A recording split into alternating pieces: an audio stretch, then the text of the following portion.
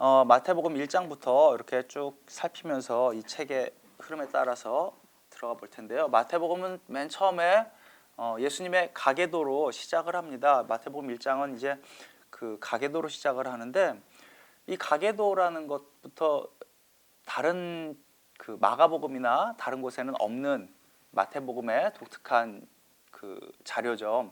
알다시피 사도 바울은 예수님의 생애에 대해서는 거의 아무 말도 한 것이 없습니다. 그가 여자에게서 나셨고 십자가에서 죽으셨고 다시 살아나셨다, 이것 외에는 아무 정보도 사도 바울은 주지 않습니다.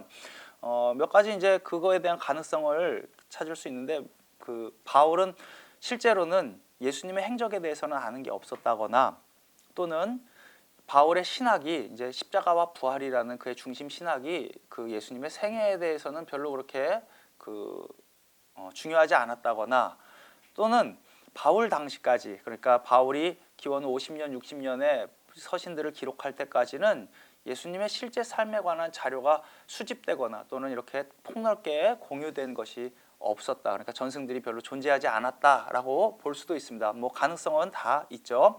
근데 아무튼 족보와 이 가계도와 탄생 이야기는 마가복음이 기록될 때까지도 전혀 이제 기독교 문헌에 뭐 그래봤자 바울 서신들하고 마가복음뿐이지만 이제 거기에는 아무런 문서에도 기록되지 않았습니다. 문헌 기록이 전혀 없고요. 이제 80년대 초에 마태복음이 기록되었을 때 처음으로 예수님의 가계도가 기록됩니다. 그러니까 예수님이 AD 30년경에 십자가에서 처형당하셨다고 하면은 약 50년 뒤에 기록된 족보인데, 좀 이것은 의심해 볼 여지가 많이 있죠. 족보라는 것이 그렇게 생각해 보세요.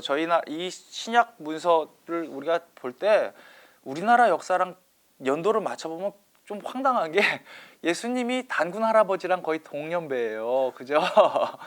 근데 단군 할아버지 그러면 우리는 곰이 쑥마늘 먹고 사람 되는 얘기 나오던 때인데, 아무리 로마 문명이나 고대 근동 문화가 오래전부터 이집트 문명이랑 해갖고 발전했다고 하더라도 그 사람들의 그 어떤 세계관이라든지 또는 그 기록 문화라든 게 그 기원 후에 이제 뭐 우리나라 조선시대급 이런 식으로 자세하지는 않거든요. 그러니까 우리나라가 조선시대에 기록한 족보도 가짜 족보가 그렇게 많고, 그런데 2000년 전에 유대인들이 자신들의 가계도를 더 오래 전인 무슨 다윗 왕조 기원전 막 500년 막 이렇게 들어가는 지금부터 2500년 전부터 쭉 내려오는 가계도를 그런 그 나사렛의 시골 마을 요셉의 집안에서 그걸 갖고 있었을 것이다, 정확하게 외우고 있었을 것이다 라고 가정하는 것은 사실은 조금 의미 없는 일이죠. 어떤 필요에 의해서 예수님이 다윗의 후손이고 아브라함의 후손이며 하나님이 보내신 분이다라는 것을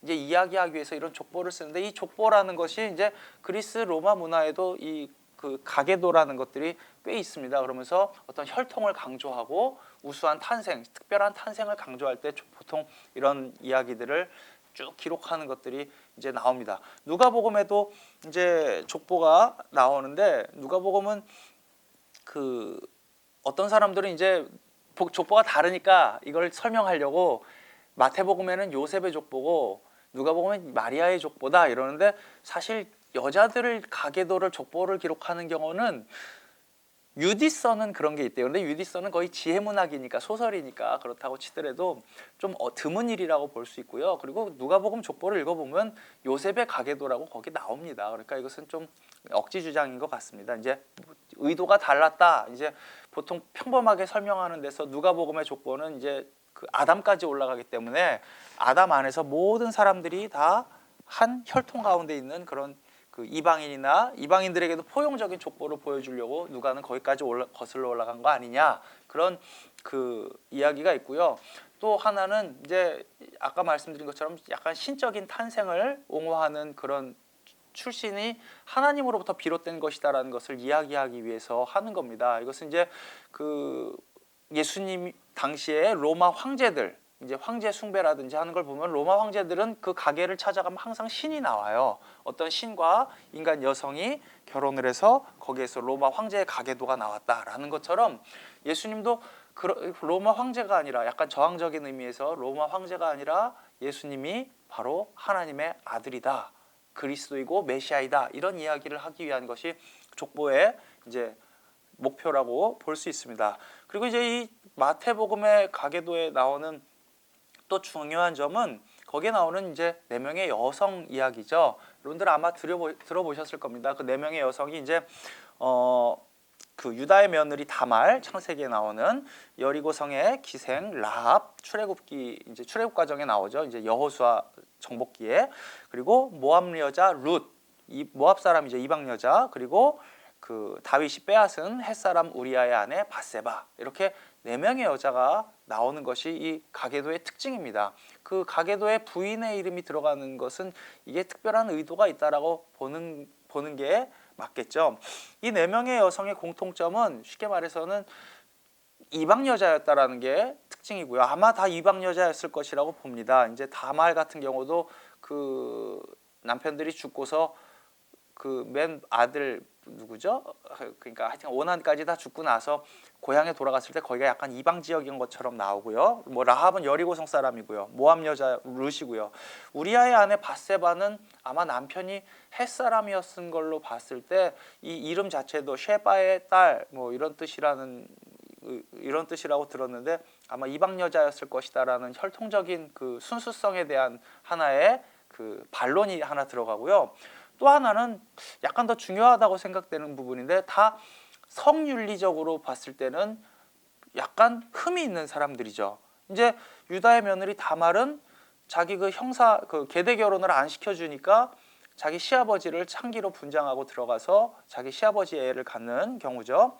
여리고성의 기생 라합, 여기서 말하는 기생은 그 몸을 파는 성매매를 하는 여성이라는 얘기죠. 그리고 모압 여자 룻, 이것은 사실은 윤리적이라고 보기는 조금 어렵지만 아무튼 룻기를 잘 읽어보면 그 나오미와 룻이 계대 결혼을 하고 또 이제 그 뭐라고 그러죠? 그 자기 엘리멜렉의 재산을 다시 물을 사람을 찾기 위해서 의도적으로 보아스에게 접근하는 그런 약간 유혹하는 장면들이 나옵니다. 술 취해 누워 있는데 슬그머니 그 밑에 가갖고 이제 그 입을 같이 덮고 있는 그런 장면들이 나오는 그런 것들이 나오죠. 이제 그리고 우리아의 아내 밧세바가 유혹한 거라고 보지는 않습니다. 그것은 아무튼 그러나 그 뭐라 그러죠? 다윗에 의해서 뭐 그 다윗이 남편을 죽이고 빼앗은 그런 그 뭐라고 할까? 적법하지 않은 결혼 관계죠. 이 4명의 여자의 이야기를 여기에 넣었던 것은 아마 그 초기 기독교인들 사이에서 예수 그리스도교를 싫어하는 사람들이 예수님의 출신에 대해서 계속해서 그 험담을 퍼뜨리는 것들이 있었다고 해요. 실제로 뭐 로마 군인과의 그 사생하다 뭐 이런 이야기들을 퍼뜨리는 것들이 후대 전승에 나오는데 예수님 당시에도 또는 그 복음서 기록 당시에도 예수님이 천한 출신이다라는 이야기들이 많았던 것에 대해서 이제 마태복음의 저자는 우리의 조상들의 봐라, 거기에는 성적으로 그렇게 우리가 볼 때 지금 윤리적인 기준으로 볼 때 옳지 않은 행동을 했던 사람들도 하나님께서는 다 그런 사람들을 통해서도 하나님의 위대한 역사를 이어왔다. 예수님의 출신이 어떠하든 간에 하나님이 예수님과 함께 하신다. 성령에 의해서 태어나고 하나님의 거룩한 영이 예수님을 인도하셨다라는 것이 이 족보에서 담고 있는 이야기가 아닌가 싶습니다. 이것은 이제 잠시만요. 제인 쉐버그라는 여자 그 성서학자가 있어요. 페미니스트 신학자가 쓴 그 그냥 직역하면 예수의 뭐 사생아 출생이라는 그런 책이 있는데요. 거기에서 이 4명의 여자에 대해서 이제 주석을 하면서 유아기 내러티브에서 어떻게 그를 어떻게 페미니스트적인 관점에서 설명하느냐 그러면서 하는 책이 있는데 저도 아직 읽는 중이라서 결론이 어떻게 날지는 모르겠어요. 아무튼 그런 설들은 예전부터 꽤 있어 왔던 것이고 복음서 내에도 그 예수님에 대해서 이렇게 그 비난하는 이야기들이 좀 나오죠. 그 예수님의 출신에 대해서 우리는 너처럼 부정한 방식으로 태어나지 않았다. 뭐 이런 식으로 뉘앙스를 풍기는 내용들이 종종 나옵니다. 그런 것들이 이제 이 족보에 담긴 의미라고 그냥 예수님이 그 다윗의 후손이었다라는 것을 말하는 것을 넘어서서 거기에는 그런 의미가 담긴 것이 여기에 가계도의 이야기고요. 그리고 나서 이제 동정녀 탄생 문제가 있는데요. 이 예수님의 어머니가 마리아라는 부분은 복음서에 거의 공통적으로 나옵니다. 근데 요셉, 아버지 요셉에 대해서는 이제 마가복음에는 전혀 아무런 언급이 없고요. 동정녀 탄생에 관한 이야기도 마가복음에는 등장하지 않죠. 이제 물론 구약 성서에는 이런 비슷한 아기를 낳을 수 없는 상황에서 아기를 낳는 경우의 이야기들이 꽤 있잖아요. 뭐 사라도 그랬고 또 누구예요? 사무엘의 한나죠. 사무엘의 어머니도 그랬고요. 근데 그거는 그 결혼을 해서 임신을 해야 되는데 못했던 경우에 그 하나님의 도우셔서 이제 부부간에 아기가 생긴 경우지, 이렇게 아예 남편 없이 신비한 출생을 한 경우는 구약 성경에는 없고요. 이것은 오히려 그리스 로마 문화권의 많은 이야기들입니다. 아까 그 황제들이나 그리스 로마의 영웅들 보면은 어머니는 인간인데 남편은 신인, 보면 제우스가 바람둥이잖아요. 그래갖고 자기 부인 몰래 이렇게 예쁜 여자만 보면 막 슬슬 접근해갖고 막 그러는 얘기들이 나오는 그런 영웅 탄생 설화에 더 많이 나오는 건데, 아마 마태가 그런 것에서 이 이야기의 모티브를 가져온 게 아닌가 생각을 하는 것이 조금 더 합리적인 설명일 것 같고요. 동시에 그런 너희들이 볼 때는 가장 천하고 별 볼 일 없어 보이는 유대인 예수가 바로 너네들이 말하는 황제와 같은 그런 신적인 존재고 황제보다 더 존귀한 하나님의 아들이다라는 것을 말하기 위한 그런 신비한 출생에 대한 신앙 고백이 여기에 담겨 있다고 봅니다. 그리고 처음에 말씀드렸던 것처럼 이 이야기를 처음 읽는 마태복음을 처음 들은 청중들도 대부분 유대인이었고 회당에서 늘 구약 성경을 읽는 사람들이었기 때문에 아까 가계도에 나오는 4명의 여자들의 이야기를 익숙하게 알았던 것처럼, 또 동시에 오랜 세월 헬라 문화권에서 지배를 받으면서 살았기 때문에 이런 그리스 신화적인 이야기들에 대해서도 그렇게 어렵지 않게 또 이해할 수 있지 않았을까 생각을 합니다. 누가복음 같은 경우는 조금 더 예수님을 그런 영웅 설화에 맞춰서 이렇게 서술하고 있다라는 이야기들이 있어요. 그러니까 이런 것들은 어떤 문자적인 사실, 예수님의 탄생 일지 이런 것들을 기록하려고 했던 것이 아니라 거기에 예수님은 어떤 분인가, 누가 예수님을 이 땅에 보내셨는가, 이런 믿음의 고백들이 그런 이야기들 속에 조금 신화적인 서술들 쪽에 담겨 있다라고 볼 수 있습니다. 잠깐 이 요셉, 아버지 요셉에 대해서도 말할 필요가 있는데요. 마가복음엔 요셉이 안 나오고 마태복음에 요셉이 나오지만 이 스퐁이 7장에서 잠깐 언급을 하는데, 요셉은 탄생 이야기 이후에 아예 이야기 속에서 사라져 버리죠. 그래서 대부분은 요셉이 일찍 죽었을 것이다 라고 생각을 합니다. 이제 그 당시에는 워낙 평균 수명이 짧았기 때문에 이제 유아기에 사망하는 영아 사망률을 제외하면 한 40세가 평균 수명이었다니까 예수님이 장성하기 전에 이미 요셉이 사망하지 않았을까, 이런 이야기들이 강한데, 이제 뭐 그냥 다 추측이죠. 그리고 이제 후대에 가면은 요셉이 나이 많은 사람이어서 일찍 죽었다라는 이야기가 이제 전설 속에서 결합되는데, 그건 왜 그러냐면은 아까 잠깐 얘기했잖아요. 마리아가 태어날 때부터 예수님을 낳을 여자로 수태고지를 받았어요. 그래서 성전에서 거룩하게 자라다가 이제 성인이 되면은 나가야 되는데 계속해서 순결을 유지하면서 자기를 법적으로 보호해줄 남자를 구하는데, 젊은 남자를 데려다 놓으면은 이제 부부 관계를 할까봐 제사장들인지 성전 관계자들이 모여서 천사에게 지명을 받기로 했대요. 그래갖고 각자 쓰고 다니는 지팡이를 갖다 놓고 천사가 짚으면 정확하게 기억이 나요. 그랬더니 하여튼 제일 나이 많고 애들은 다 커서 시집장가 다 가고 이제 홀로 사는 할아버지가 다 된 요셉이 걸려서 요셉이 마리아를 돌봤다. 법적으로는 남편이었다. 그런데 스퐁이 이제 거기에 농담처럼 도대체 나이가 얼마나 많아야 그럴 수 있을지는 모르겠다, 이런 얘기가 이제 스퐁이 그런 얘기를 합니다. 아무튼 그런 전설이 붙었고요. 실제로 스퐁은 그런 역사적인 것들은 별로 이제 근거를 찾을 수 없는 것이고, 이 요셉이란 이름과 요셉을 둘러싼 마태 서술에 있는 상징들, 그리고 구약에 나타난 어떤 원형들을 찾는데, 요셉 그러면은 구약에 누가 나와요? 시작, 이제 그러니까 창세기 마지막을 알리는 야곱의 아들, 11번째 아들 요셉이 나오죠. 그 요셉의 특징은 꿈을 꾸는 사람이었고요. 이집트에서 총리 대신이 됐고요. 뭐 이런 이야기들이 요셉이라는 게 나오는데요. 이제 이름이 같고, 또 아버지 요셉도, 예수님의 아버지 요셉도 꿈을 통해서 하나님 그 천사가 예수님이 태어날 거다, 뭐 어디로 도망가라 이런 것들을 하죠. 그리고 요셉은 형들의 박해를 피해서 이집트로 가서 그 사람들을 다 구원하는 길을 걷게 되는 거죠.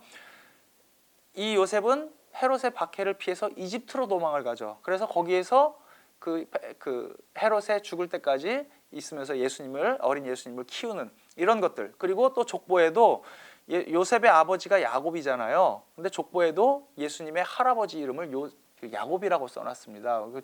눈여겨보지 않으면 모르는 부분인데, 아마 스퐁은 이 요셉을 아버지 이름을 요셉으로 이제 하면서 야곱이 마태가 계획한 것은 이스라엘이 오랜 분열이 있습니다. 그러니까 유다 지파와 나머지 11지파가 북이스라엘과 남유다로 갈라지고 계속 싸우는데, 북이스라엘의 중심 지파가 에브라임 지파잖아요. 그리고 이 에브라임은 바로 요셉의 아들이죠. 그러니까 이 요셉으로 대표되는 지파와 그리고 유다로 대표되는 지파들 간의 어떤 화해를 이 족보에서 약간 그려놓고 있는 게 아닌가 하는 이야기를 넌지시하고, 이제 또 예수님의 삶 가운데에는 그런 부족주의를 넘어서는 보편주의가 자리 잡고 있다. 그리고 그것이 이미 예수님이 태어날 때부터 시작되었다라는 것을 알리기 위한 어떤 상징적이고 문학적인 인물이 아닐까 그렇게 생각을 합니다. 그리고 이제 그 이후에 동방박사가 나오죠. 세 명이라고 저도 자동적으로 나오는데 세 명이 아니고 선물이 세 개입니다. 동방박사가 몇 명인지는 모르고 우리는 보통 선물이 세 개니까 동방박사가 세 명일 것이다 그러는데, 그 동방교회 전통에서는 동방박사가 12명이라고 그래요. 뭐 하여튼 그렇게 들었어요. 그러니까 그것은 뭐 몇 명인지는 알 수 없는 거고요. 누가복음에는 동방박사 대신에 이제 양치던 목자들이 등장을 하죠. 이제 동방박사가 누구였을까 하는 그런 것들에 대해서도 이제 전설들이 많습니다. 그래서 페르시아의 왕들, 동방이니까요, 동쪽에서 온 어떤 귀족들이었을 것이다. 그래서 이 전설을 믿은 그 콘스탄틴 황제의 어머니 헬레나가 아주 열렬한 기독교인이어서 그 예루살렘을 순례하면서 온갖 걸 다 이제 가지고 돌아오는데, 그 중에 동방박사의 시체 그 무덤을 다 찾아놨다라는 얘기가 있어요. 그럼 근데 그게 진짜 그런 건지는 알 수 없고요. 이제 그 스퐁은 그건 역시 문학적인 창작이라고 생각을 합니다. 그러면서 그 근거가 어디에 있냐면은 대부분 다 구약에서 나온 이야기들이다. 그러면서 이사야서 이제 8장에 나오는데, 이사야서 60장에 보면은 이런 구절이 있습니다. 스바의 모든 사람이 금과 유향을 가지고 와서 주님께서 하신 일을 찬양할 것이다. 이제 금과 유향은 나왔으니까 모량만 찾으면 되는데, 이제 뭐 이건 정확하게 스퐁이 뭐 그럴 수도 있고 아닐 수도 있어요. 이제 가능성이니까. 이제 그 솔로몬을 찾아온 스바의 여왕이 이제 그 스바의 여왕이 솔로몬을 찾아오는데, 이 스바의 가장 유명한 향신료 중에 하나, 향품 중에 하나가 몰약이었다라고 얘기하면서 아마 그것을 가정에서 쓴 것이 아닐까 하는데, 아무튼 그런 그 구약에서 가져온 낙타를 타고 오는 이방의 왕들, 하나님을 찬양하러 오는 이방의 왕들의 이야기가 구약에 있기 때문에 그런 것들이 하나의 동방박사 이야기의 원형이 되었을 것이다 라고 이야기를 합니다. 조금 다른 학자인 그 리처드 호슬리라고 그 복음서랑 이런 1세기 그 팔레스타인을 연구하는 그런 역사적인 연구를 하는 사람인데요. 이분은 이제 사회학적이고 이제 약간 좀 진보적인, 뭐라 그럴까요? 저항 의미에서 복음서를 읽는 사람인데요. 그분은 크리스마스의 해방이라는 책에서 이 동방박사 이야기를 굉장히 이제 폭넓게 고찰을 하면서, 이것이 박사라는 단어가 갖고 있는 어원을 이제 거슬러 올라가면은 로마 시대에 로마의 그 강력한 군대에 정복을 당했던 그 페르시아를 비롯한 그런 있던 그 지역의 어떤 저항적 지식인들을 박사라고 부르는 그 기록들이 있나 봐요. 그러면서 아마도 그런 저항적인 의미가, 그런 저항하는 사람들이 이제 새로운 왕, 새로운 시대, 로마의 통치를 끝낼 새로운 시대를 찾는 사람들이 뭐 예수께 경배하러 왔다라는, 그런 실제로 왔다라는 게 아니라 그런 의미를, 박사들이라는 사람들에게 그런 의미를 부여하는 이야기를 한 걸 제가 얼핏 본 적이 있습니다. 뭐 실제로 역사적으로 증명 가능한 문제인지는 모르겠지만, 이제 복음서가 만약에 예수님의 탄생을 로마 황제의 탄생과 같은 식으로 동정녀 탄생 뭐 이런 식으로 설명했던 마태가 또 로마 제국의 억압에 저항하는 이방의 왕들이 경배하러 왔다라고 기록했다고 하더라도 아주 무리한 해석은 또 아닐 수도 있겠다라는 생각도 좀 들었습니다. 마지막으로 이제 이 마태복음 전반부에 나오는 그 탄생설화, 유아기설화에는 제일 중요한 게 모세와의 비교입니다. 이 예수님의 어린 시절 이야기는 마태복음에 나온 예수님의 어린 시절 이야기, 그리고 중간에 진행되는 예수님의 몇 가지 행적들은 계속해서 모세의 이야기를 예수님이 재현하는 이야기입니다. 이제 요셉과 동방박사 이야기에서 눈치를 챌 수 있듯이 예수님의 탄생 이야기는 대부분 구약에서 가져온 것이고, 특히 출애굽기 모세 이야기에서 그 원형을 찾을 수가 있습니다. 위대한 인물의 탄생을 방해하는 악한 왕, 모세가 탄생할 때는 바로 왕이죠. 파라오가 있었고요. 예수님이 탄생할 때는 헤롯 왕이 있었습니다. 그들의 생명을 보호하려는 조력자들이 있었죠. 뭐 산파들도 있었고, 또 그 모세의 어머니, 또 이집트의 공주들, 뭐 공주 이런 사람들이 있었죠. 예수님은 이제 동방박사와 그 예수님의 가족들이 있었죠. 또 그래서